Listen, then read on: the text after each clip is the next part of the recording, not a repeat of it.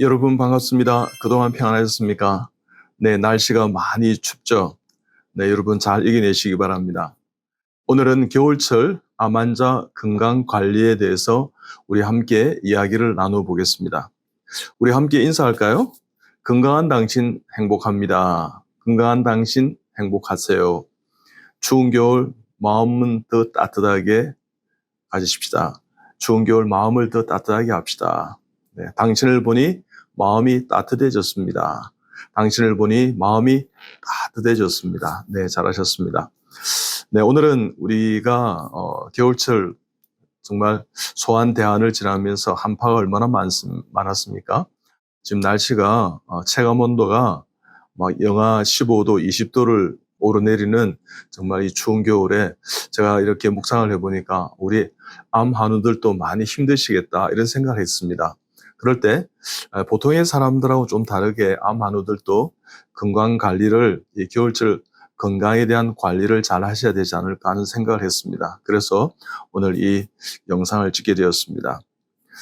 겨울철이 되면 암 환자들은 면역력이 저하하고 감염의 위험성이 있고 결국 낙상이라든지 또 얼음판 이런 데서 또 영양이 불균형이 되고 또 오히려 더 좀 우울해지는 실내 생활을 하니까 영향이 있고요. 그 다음에 수면이 좀 부족하고 잠을 설치고 또 운동 부족으로 인해서 각별한 어떤 관리를 해야 되지 않을까 하는 그런 스트레스도 있는 것 같습니다. 그럴 때 어떻게 하면 겨울철에 우리 암 환우들이 잘 이겨낼 수 있을까를 한번 생각해 보십시다. 첫째는요, 면역력을 유지하는 것이 최우선입니다. 즉 지금까지의 어떤 여러분 기력과 체력과 면역력을 잘 유지해 가는 것이 무엇인가를 한번 생각해 보십시오. 그러기 위해서는요, 손을 잘 씻고 세면을 하시고 밖에서 이렇게 계시다가 돌아오시면 꼭 미지근한 물에 손을 씻으시고 얼굴을 세안을 하신다든지 가벼운 샤워를 하신다든지 이렇게 하면 좋습니다. 그리고 밖에 이렇게 외출하실 때는 꼭 마스크를 끼고요. 또 너무 이렇게 군중, 인구, 사람이 많은 곳에서는 좀 이렇게 출입하는 것을 자제하고요. 각종 질병을 가진 사람들이 이렇게 노출되어 있을 수 있습니다. 그럴 때 그런 사람이 많이 모이는 곳은 좀 피하는 것이 좋습니다. 만약에 부득이 이렇게 모이게 되신다면 마스크를 끼고 이렇게 보온을 하고 이렇게 해서 따뜻하게 하는 것이 참 좋습니다. 그 다음에 하루에 한두 번은요, 꼭 실내를 환기를 하십시오. 그렇게 해서 이렇게 실내 공기가 순환이 되게요. 그 다음에 독감을 예방할 수 있도록 이렇게 하십시오. 만약에 외출을 하고 돌아왔는데 하루나 이틀 사이에 좀 열이 난다든지 기침이 있다든지 또 콧물이 많이 난다든지 기타의 불편함이 있으면 꼭 전문의와 상의를 하십시오. 상담을 하십시오. 그 다음에 그와 같은 증상을 자꾸만 가지게 되면 면역력이 증가하는 과정에 감염이 더 세지면 발열 기간이 길어질 수 있습니다. 그렇기 때문에 조기에 진압하는 것이 참 좋습니다. 두 번째는요, 체온 관리와 보온이 참 중요합니다. 우리가 보통 1도가 증가하면 면역이 한 30% 증가한다. 또 1도가 떨어지면 그와 비슷하게 면역이 좀 감소한다. 이런 이론들이 있는데요. 실내 온도는 겨울 날씨는 평균 한 20도에서 25도 이렇게 유지하면 좋다는데 저는 한 24, 5도를 유지하는 게 안 좋겠나 이런 생각을 해봅니다. 예전에는 우리가 구들장이라고 아랫목에 딱 했는데 요즘은 아파트가 그런 시설은 되어 있지 않거든요. 그렇기 때문에 전반적으로 공기의 대류에 의해서 이렇게 공기를 데워서 이렇게 훈훈하게 만드는 그런 방식입니다. 그럴 때 좀 바닥에 이렇게 이불을 좀 깔아놓는다 이렇게 했어요. 그러면 그 밑에 이렇게 열선이 깔려 있거나 또 물이 이렇게 지나다 보면 따뜻한 물에 의해서 이렇게 훈훈해집니다. 그것이 마치 예전에 우리가 시골집에 그 구들장처럼 아랫목처럼 되는 그런 현상이 있거든요. 뭐 그런 것이 전 좋지 않을까. 그래서 어떻든 따뜻한 곳이 있는 것이 좋다. 이런 생각을 해봅니다. 습도는요, 40에서 한 60%, 평균 50% 전후로 이렇게 유지를 하십시오. 그리고 배가 따뜻하게, 손발이 좀 이렇게 따뜻하게, 그래서 보온이 되게요. 옷을 좀 입으시고요. 되도록이면 실내라 하시라도 내복을 착용한다든지 바깥에 출입을 하게 되면 외출할 때는 꼭 내복을 이렇게 입고 가시는 게 참 좋습니다. 그리고 할 수만 있다면 우리 외출 때 손난로 있지 않습니까? 핫팩 같은 것도 이렇게 가지고 다니면 따뜻한 것을 좀 유지할 수 있고요. 그 다음에 외출 후에 귀가하시면 꼭 따뜻한 물을 드시거나 손발을 씻고 세안을 하십시오. 그렇게 해서 우리 몸을 깨끗하게 위생에 좀 신경 쓰는 겨울이 되었으면 좋겠습니다.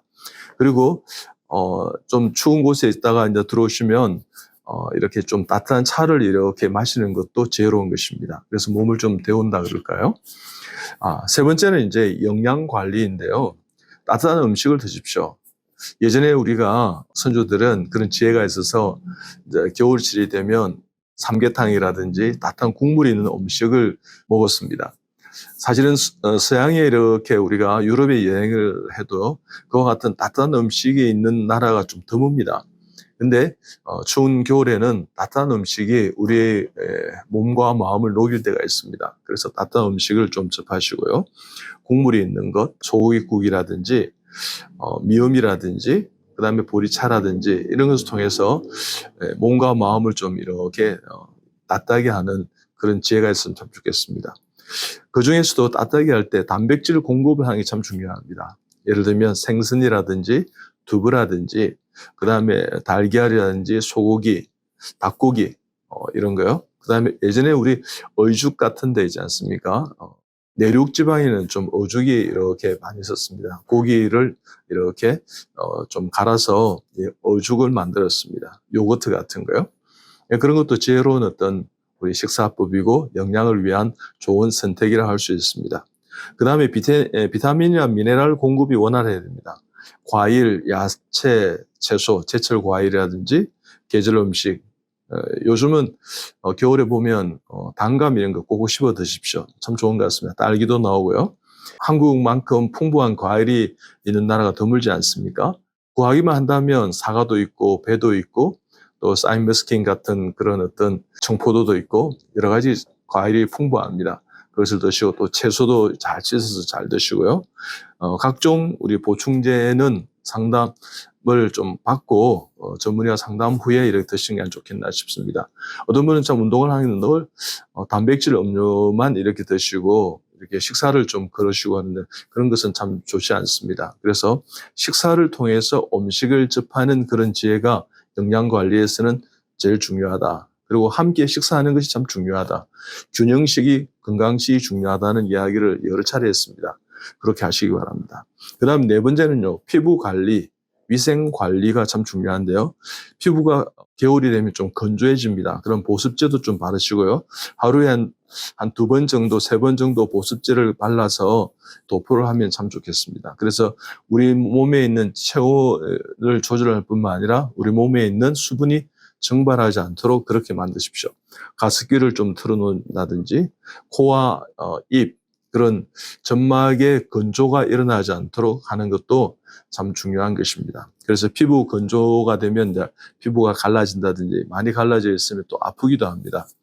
그 다음에 이제 감염의 위험성이 있고요. 그렇기 때문에 피부가 이렇게 손상이 되지 않도록 관리하시고 수분을 좀 섭취하시고 습도를 조절하는 그런 지혜가 있으면 참 좋겠습니다.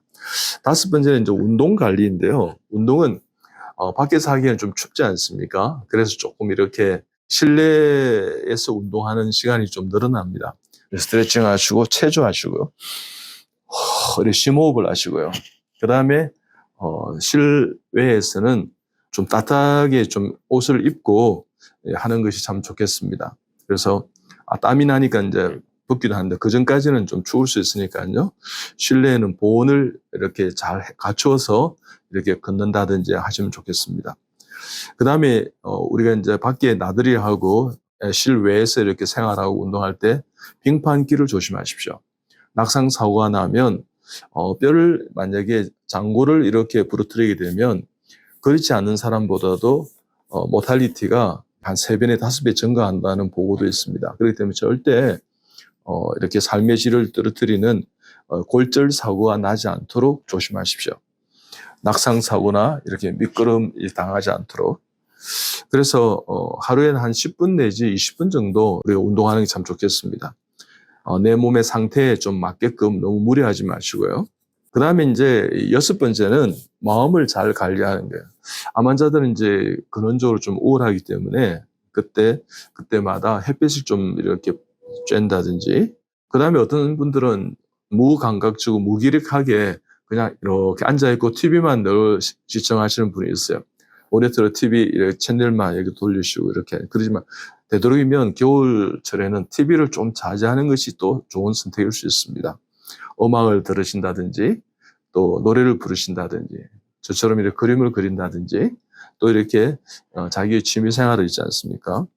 글쓰기를 하신다든지, 그렇게 해서 정서 활동을 좀 하시는 것도 겨울철에 좋은 우리 면역을 증가할 수 있는 암 환자들의 건강 관리에 도움이 되리라 생각합니다. 그리고 겨울철이니까요. 예전에 우리가 노변 담화 그래서 우리가 이제 고구마나 감자를 이렇게 구우면서요, 하룻불에.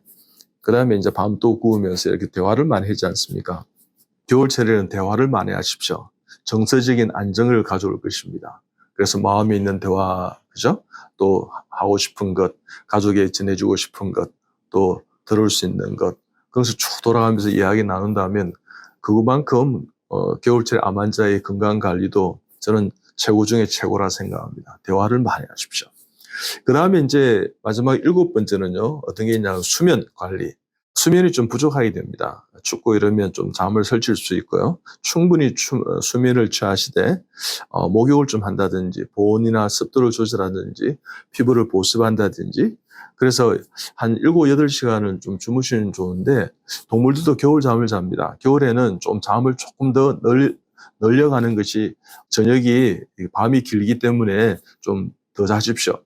밤에 겨울에 밤이 긴 이유가 있습니다. 좀 많이 주무시라는 그런 뜻입니다. 그래서 좀 많이 주무시고요. 피곤하지 않게, 그리고 우울하지 않게, 그리고 근육이 좀 이완되고, 그럼으로 인해서요. 그러면 소음이나 이 조명을 좀 이렇게 조도를 좀 낮추고요. 좀 조용하게 하고, 그 다음에 스마트폰을 좀 이렇게 자제하시기 바랍니다. 주무시기 전에. 그래서 겨울에는 꼭 해야 될 스마트폰의 사용 외에는 좀 자제하시는 것이 지혜롭다, 이렇게 생각이 듭니다. 그래서 겨울철 우리가 암 환자의 건강관리 핵심은, 첫째는 면역력을 유지하는 겁니다. 위생을 잘해서 감염을 예방하고요. 그 다음 따뜻하게 해서 보온을 유지하고 내 온도를 유지해 가는 겁니다. 그래서 감기나 독감 같은 거 걸리지 않고 영양을 잘 관리를 하고, 그 다음에 운동을 하고요. 그 다음에 이제 마음을 잘, 수면을, 잠을 잘 주무시고, 그렇게 해서 함께 하는 이 행복한 겨울이 되기 바랍니다. 우리가 또 마음을 관리하고 이렇게 집에서 있다, 많은 가족들이 집에서 계시게 되면, 요즘은 뭐 넷플릭스나 이런 것들이 많은데 좋은 영화 한 편 또 이렇게 보시면 좋습니다. 요 근래 보니까 제가 아내하고 봤는데 참 감동적이었습니다. 그 신의 악단이라는 영화가 있던데 참 감동적인 그런 영화였습니다. 그런 영화를 같이 보면서 두런두런 이야기하는 이 겨울이 되었으면 얼마나 좋을까요? 여러분, 얼마든지 이 겨울에도 건강을 잘 관리해 가시는 우리 암 가족들이 다 되시기 바랍니다. 여러분 나을 수 있습니다. 여러분 사랑하고 축복합니다. 함께하는 여러분 고맙습니다. 감사합니다.